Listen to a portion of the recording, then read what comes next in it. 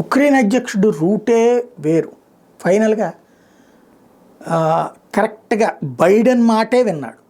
ఇప్పటి వరకు కూడా బైడెన్ మాటే వింటున్నాడు. మొన్ననే $2.5 బిలియన్ ఇచ్చినటువంటి బైడెన్ అమెరికా అధ్యక్షుడిగా ట్రంప్ టేకప్ చేశాక కూడా పరిష్కారం కాని విధంగా వివాదం సృష్టించే ఎత్తుగడ వేసింది Soros team, deep state team.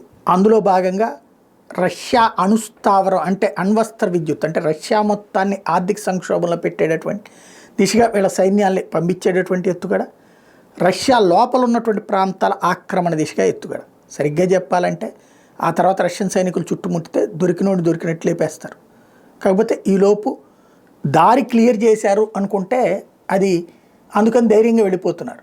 ఒకసారి దారి క్లియర్ చేయడం అంటే సైనికుడిని లోపలికి రానిచ్చి చుట్టూ ఉచ్చు బిగిస్తారు. అది ఒక వ్యూహం. అది తెలియక ఉక్రెయిన్ వెళ్ళిపోతుంది.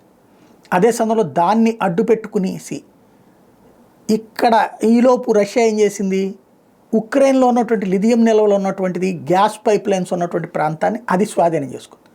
ఇప్పుడు చెక్మెట్, నువ్వు ఇది తీసుకుంటే నేను అది తీసుకుంటాను అన్నటువంటి వాళ్ళు ఇటు వచ్చేటటువంటి సందర్భంలో అక్కడికి వెళ్ళి కబ్జా చేసి పడేసింది.